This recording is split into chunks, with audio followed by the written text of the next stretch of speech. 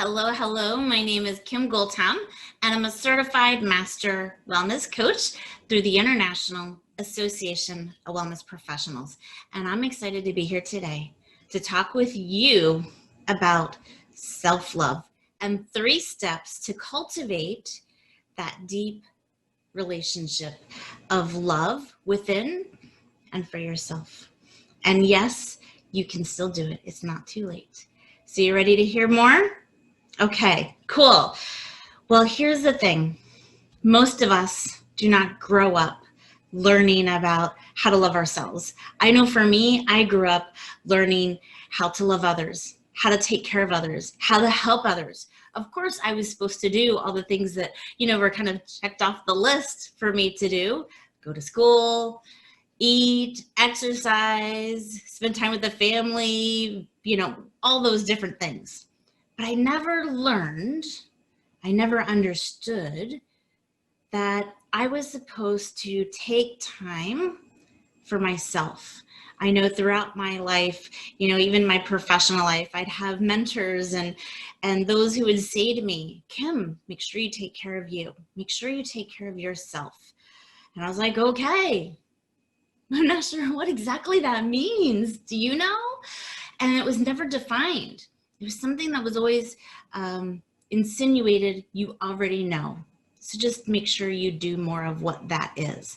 Well, I didn't know what that was. And at first I thought it was self-care, and I had to figure out what self-care was, but it was even deeper than that. It was self-love. Because when you truly love yourself, you make different choices. You live life differently. You actually feel really happy and excited. Sure, you're going to have sad days. Everybody does. But you're going to have a different sense of living your life, just in a different level of fulfillment when you truly love you and who you are. And so I want to just share just a few examples, because you might be like, well, Kim, I'm still not quite sure what this whole self-love thing is. Self-love is when you make choices because you know what is good for you. And so I want to give you a few examples. And here's going to be the silliest but easy example that most people can relate to. I'll tell you, I love donuts. I've always grown up loving donuts. That's a thing. But I also know that I love my body enough to know that I can't eat a donut every day. That is just not healthy. It doesn't provide the level of nourishment or nutrition that my body needs, right? So sure, I might have a donut every blue moon, so to speak, or whatever, but I don't have one every single day. I love myself enough to know I need to feed it nutrition. And when it has nutrition, then I soar. I have the ability to think clearly, be more productive, right? I love myself to make those decisions. I am a caretaker by nature. That is something that I've always embraced and love and do. And there may have been a time in the past, I shouldn't even say there was a time in the past where I would care for others to the point of detriment to myself. That was not an example of self-love. These days, yes, I'm still a caretaker when possible and appropriate, but at the same time, I have boundaries, and I know when to, be mindful that I need to recharge so that I can give more, right? So I have to fill myself up first before I can make sure that I can help others. And those are just a few examples of self-love, but it's when you take time to honor your body, yourself, and you do what you need. Maybe you woke up and you had put together this huge to-do list, and maybe in that moment you're like, ooh, I have this sinus pressure headache. What should I do? Well, self-love, would say, okay, let's honor your body where you're at. Let's take a check. What do we need to do? Can we do some yoga? Can we do some stretching? Can we do some deep breathing to alleviate the head pressure, the head pain, right? Before we just jump in to the day's activities, what can we do for ourselves, right? Meeting ourselves where we're at. So that just kind of gives you a little idea, just a taste of what self-love is, right? Because it is something that carries throughout everything we do.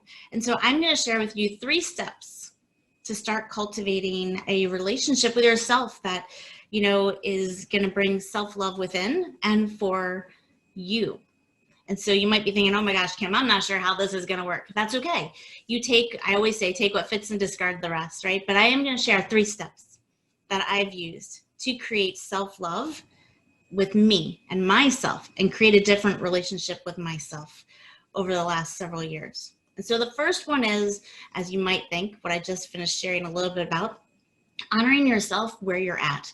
So to me, I look at this as a twofold piece, right? It's living intentionally, but living intentionally by honoring what my needs are today. Yes, you may have a career, you may have a job, you may have children, you may have to-do lists, but you can still make sure that you're honoring yourself where you're at in that moment, in that day, so that you can be part of that process, right? What is it that you need that day? Okay, so here's an example. It's a Sunday afternoon for me right now.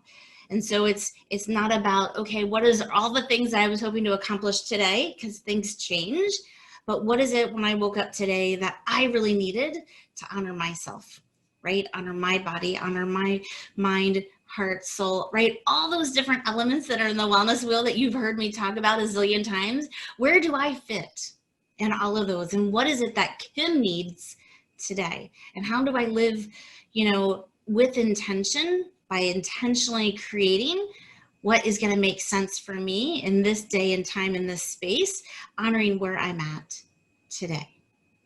So that's my step number 1. Step number 2 is creating boundaries. This is one that took me a long time to learn, but there are times where, whether it's professional or personal, that it's going to make sense for you to take time to create boundaries. So what is a boundary? It's where you're saying, okay, this is what I'm willing to give. This is what I'm willing to do. And then here's the hard line that says I'm not going to push past that line, because if I do that too much, right, maybe I'll burn out. Maybe I'll be exhausted. Maybe there's another reason for whatever that boundary has been created, but it's established for a reason. So I create boundaries personally as well as professionally, and I intentionally create them to honor myself where I'm at each day.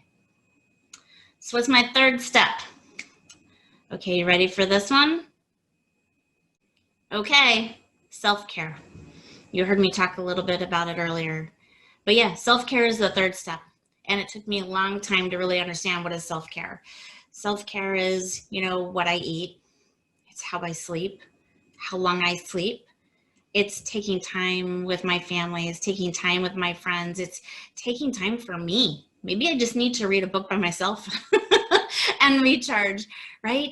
Self-care can have a zillion different definitions, but self-care is a piece that you establish as part of your daily life. It's not something that you're like, hey, I'll do that in a few weeks when I have time. No, I love myself enough to know that I need to have an established self-care routine on a daily basis. And for me, that incorporates being outside in nature and going for a walk in nature and just cleansing in a different way, right? There's so many different layers to what I do as part of my self-care routine. And it's perfect that it's different for each person, but it is something to think about and really try and figure out, what does self-care mean for you? And maybe it's not something you've ever thought about. You're like, I take a shower, I eat my meals, I brush my teeth, right? Those are things we definitely have to check off the list.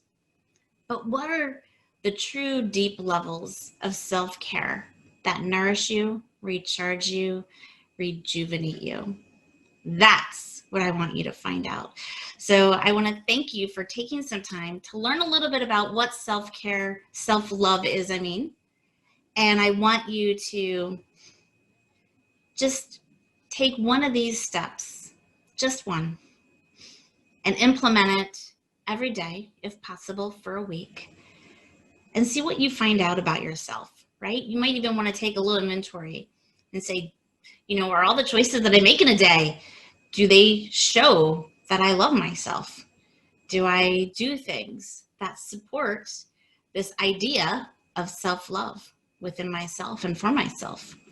So that might also be a journaling exercise. So depending upon your personal choice of how you choose to find out new things about yourself. I know journaling is a great way for me to create aha moments, but I do encourage you to take one of these action steps. Just pick one of them, do them for a week, and see how you feel. See what you find out. And I'd love for you to post below and let me know what you find out. And for some additional wellness videos that I share, please check out my website at creatinglegacywellness.com. I've got a whole section of free wellness videos. I'd love to be here to help support you on your wellness journey. Thank you so much and have a wonderful day. Take care. Bye-bye.